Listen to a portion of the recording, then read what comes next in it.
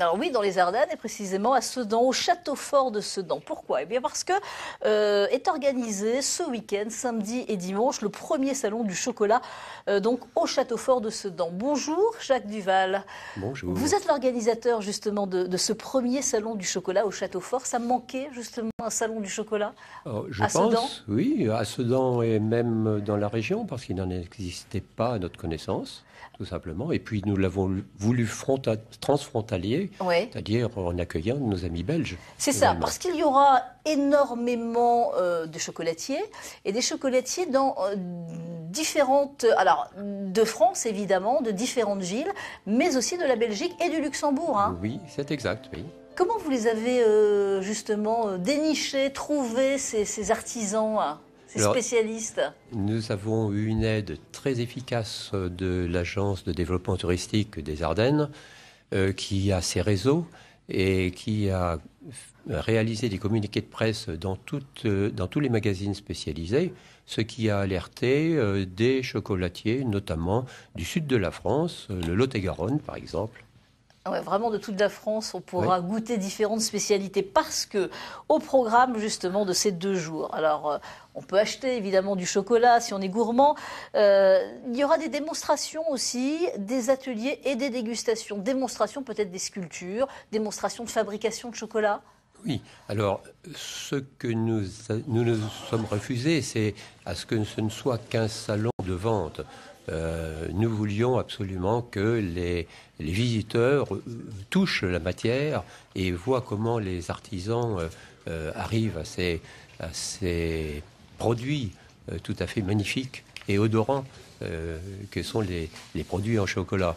Donc les artisans feront des démonstrations, mais nous avons aussi des professionnels de l'Académie nationale de cuisine qui feront des démonstrations, comme des élèves des établissements de formation hôtelière. Oui, exactement, des établissements de formation avec des élèves qui seront donc complètement impliqués dans ces animations. C'est ce week-end, les 21 et 22 mars, les horaires de 10h à 18h30 évidemment, pour le samedi et pour le dimanche. Et c'est vrai que le chocolat plaît, hein, généralement, au fil des siècles, il est devenu vraiment l'aliment préféré des Français et autres Européens, symbole du bon goût et de la santé. Et puis c'est vrai que ses vertus semblent innombrables, hein. Il remonte le moral, hein. Oui, mais Il apaise les petits chagrins, peut-être? effectivement, mais il faut se souvenir de ce qu'était le chocolat à la cour de Louis XIV, par exemple, quand il a été ramené en France, Ouais. et où Madame de Sévigné en buvait tous les jours parce que ça lui remontait le moral, justement, On dit que et autre chose d'ailleurs. Oui, on dit que le chocolat, oui, c'était la nourriture des dieux et qu'il garantissait l'immortalité. Oui, on en parle Ouais. depuis les Aztèques, hein, n'est-ce pas? C'est vraiment Donc je suis eux. immortel alors, c'est ça, hein. Ah, C'est ça? oui. Parce que oui, le chocolat, j'aime bien. Ouais. On se le souhaite Ça, tous. c'est vrai, le chocolat, j'aime bien. Alors, on va parler donc de ce salon où il y aura d'autres choses. On peut acheter évidemment du chocolat, on peut apercevoir des démonstrations et il y a aussi une exposition dans la salle des trésors, l'histoire du chocolat à Sedan. Oui, parce Alors on que nous parle. oui, parce que simplement à Sedan existait une chocolaterie, la chocolaterie Turenne, Ouais. depuis le début du XXe siècle, qui a malheureusement disparu. Mais la marque est restée. La marque est restée, simplement. Alors, ce premier salon, un premier salon du chocolat au Château Fort, est organisé par le Rotary Club pour une bonne cause, justement, au profit de la lutte contre l'illettrisme.